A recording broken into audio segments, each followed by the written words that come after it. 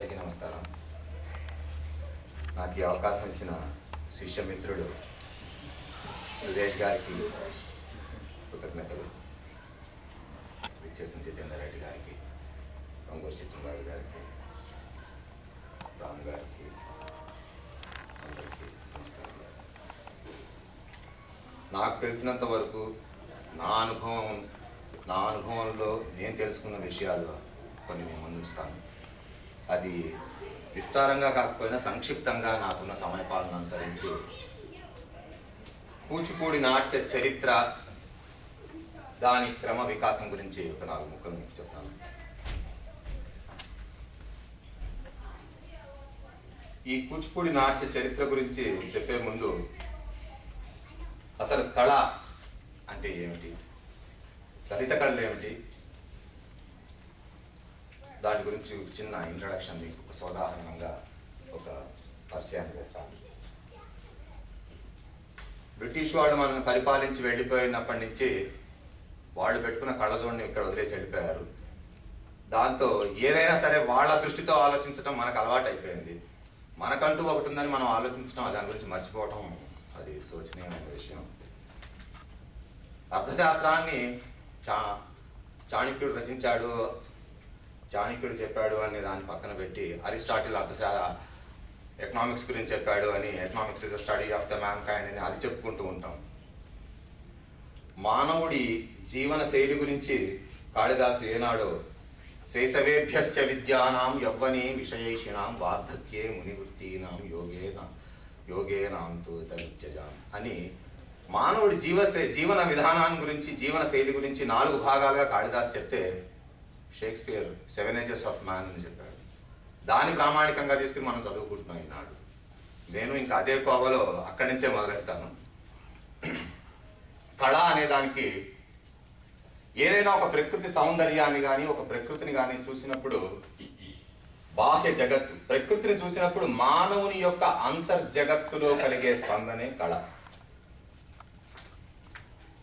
ఈ కళని ఒక్కొక్క మానవుడు అతని ఆలోచన విధానాన్ని బట్టి అతను బయటికి దాన్ని వ్యక్తం చేస్తూ ఉంటాడు. ముందు చిత్రకారుడు ఏదైనా ఒక ప్రకృతి సౌందర్యాన్ని కానీ, ఒక ప్రకృతిని కానీ చూసినప్పుడు తన మనసులో ఒక విధమైనటువంటి కలిగే అలజడిని ఒక చిత్రంగా చిత్రీకరిస్తాడు. దాన్ని చిత్రలేఖనం అంటారు. కానీ ఆ చిత్రానికి మనం ఒకవైపే చూడగలం. అది ఓన్లీ దృశ్యయోగ్యమైన కళ, చూడటానికి మాత్రమే మనకు కనిపిస్తుంది, ఒకవైపు మాత్రమే కనిపిస్తుంది. అదే ఒక శిల్పి దాన్ని ఒక శిల్పంలాగా చెక్కుతాడు. తన మనోవికారానికి ఒక శిల్పాన్ని చేస్తాడు. దాన్ని మనం 2 వైపులా చూడగలం, దాన్ని స్పృశించి మరీ ఆనందించగలం. శిల్పాన్ని మనం తాకి, వాటి నగిషీలు అన్ని దాటి తాకి కూడా ఆనందించగలం. అది శిల్పం. ఒక సాహిత్యవేత్త ఏం చేస్తాడు, మనం రంగూరు చిత్రంరాజు గారు వాళ్ళు అయితే ఒక కథ రాస్తారు, ఒక సాహిత్యాన్ని రాస్తారు.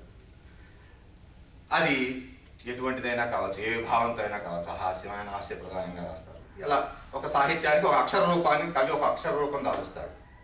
అది సాహిత్యం అయింది. ఒక సంగీత కళాకారుడు ఒక రాగంతో ఒక పాట పాడతాడు. అతని మనోవికారం అనండి, మనసులో జరిగే అలజడికి ఒక పాటలాగా ఒక గానం చేస్తాడు. అది సంగీతం అని. కానీ నాట్యం అలా కాదు. ఈ నాట్యానికి ఇవన్నీ ఉండాలి. చిత్రలేఖనం, శిల్పం, సాహిత్యం, సంగీతం, ఇవన్నీ ఉండాలి. ఇవన్నీ ఉంటే గానీ మనం నాట్యం చేయలేము. నాట్యానికి కావాల్సింది ముందు స్క్రిప్ట్, సాహిత్యం కావాలి. సాహిత్యం తర్వాత దానికి సంగీతాన్ని సమకూర్చాలి. సంగీతం సమకూర్చిన తర్వాత దానికి ఒక నాట్యాన్ని కూర్చాలి అంటే ఒక స్ట్రక్చర్, దానికి ఒక రూపం, ఒక స్కెలిటన్, ఒక రూపాన్ని చేకూర్చాలి అంటే శిల్పం అనేది ఉండాలి. నాట్యం శిల్పం. నతశిల్పం నతశాస్త్రం నసా విద్య నసా కళ నాసో యోగో నతత్కర్మ నాట్యేస్మిన్ ఎన్న దృశ్యతే. నాట్యంలో శిల్పం, శాస్త్రం, కళ, విద్య అన్నీ ఉన్నాయి. ఇవన్నీ ఉంటేనే నాట్యం అయింది. ఇవన్నీ సమాహార కళ. దేవానాం ఇదమామయంతి పునః నాట్యం చాక్షుషం క్రతం. చాక్షుష క్రతువు కళ్ళకి ఒక యజ్ఞం లాంటివి, చూసే యజ్ఞం లాంటివి. కనుక ఇది నాట్యం. ఇవి లలిత కళలు. లేఖనం, సాహిత్యం, సంగీతం, శిల్పం, నాట్యం. ఈ నాట్యాలన్నింటిలోకి కూచిపూడి నాట్యం ఒక విశిష్ట స్థానం ఉంది. అది ఎట్లాగంటే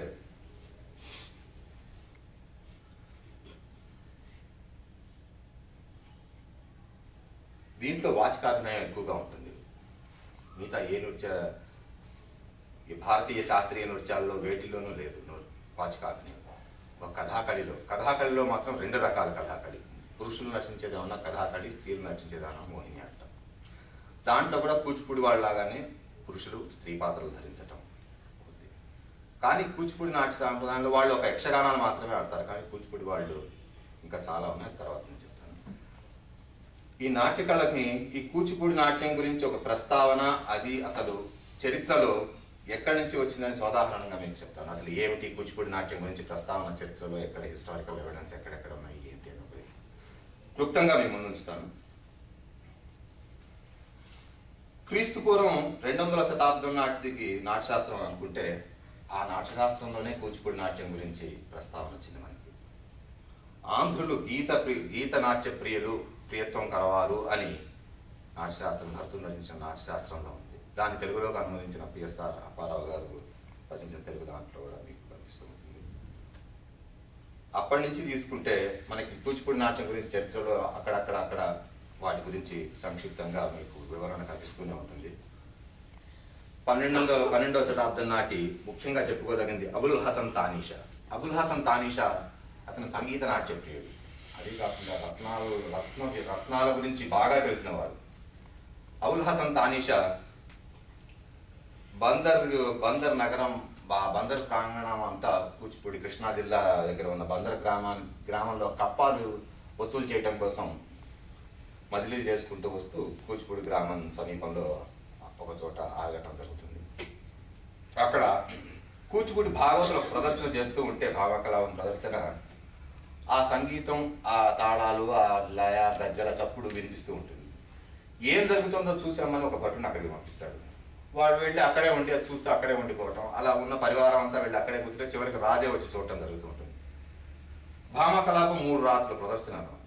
అది 3వ రోజు అయ్యేటప్పటికి తెల్లవారు అయిపోయింది. రాజు కూడా అంతా కూర్చొని అక్కడే చూస్తూ వచ్చి అక్కడ చూస్తున్న భామను చూసి నిజంగా అమ్మాయి అనుకుని ఆయన నవాబు గారు ఈవిడ్ని ఆస్థానానికి అక్కడికి రమ్మనండి, గోల్కొండలో నాకు తెలుసండి అని అన్నారట. బాబు ఇది ఆవిడ అమ్మాయి కాదు నాయన, భాగవతుల బుచ్చిగాడు వీరి పేరు, అబ్బాయి అయ్యా అని వాడంతా చెప్పటం. అవునా, ఇంత అద్భుతంగా చేశాడు, అయ్యో మీరు ఇలా నాట్య కళాకారులు ఇలా అన్నారంటే, సరే మీకున్న 300 ఏకర్ మాగాణి, సుక్షేత్రమైన మాగాణి మీకు అగ్రహారంగా ఇచ్చేస్తున్నాను, ఈ నా నుంచి మీరు తప్ప చెల్లించిన అవసరం లేదు అని అప్పటికప్పుడే రాజశాసనాన్ని చేసి ఆ సదనం ఇవ్వడం జరిగింది. అది ఇప్పటికీ కూచిపూడి గ్రామంలో దేవాలయం యొక్క ట్రస్టీ గారి దగ్గర అది ఉండటం ఉంది.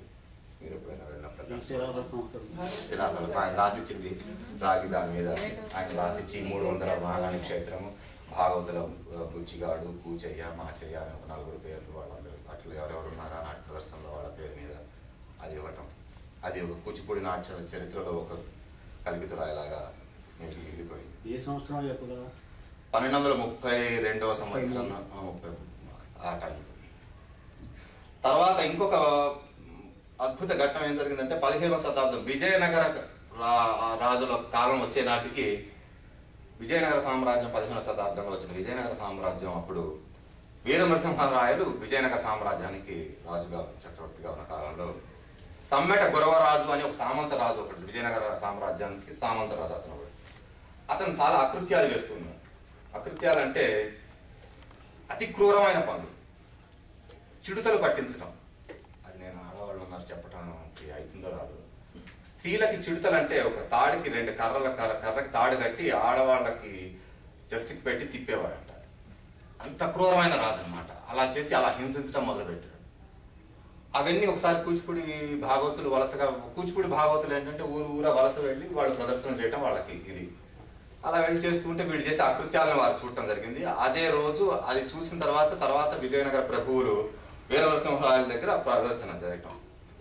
ఆ ప్రదర్శన భామాకలాపం జరుగుతూ ఉండగా ప్రదర్శన మధ్యలో ఒకడు సమ్మెట గురవరాజులాగా వేషం వేసుకొచ్చి వాడు చేసే అకృత్యాలను ఆయన ముందు ఒక కేడికలాగా ప్రదర్శించాడు. అప్పటికప్పుడు వాడు సాహిత్యవేత్తలు, కూచిపూడి వాళ్ళు సంగీత కళాకారులు, సంగీతం, సాహిత్యం, శాస్త్రం, మంత్రం అన్ని అది తర్వాత చెప్తాను. అవన్నీ ఉన్నవాడు కాబట్టి అప్పటికప్పుడు స్క్రిప్ట్ రాసి సంగీతం చేసేసి అప్పటికప్పుడు డాన్స్, కేళిక అంటే దశవిధ రూపకాల్లో కేళిక అనేది ఒక ప్రక్రియ అనమాట. అది ఒకటి ప్రదర్శించారు.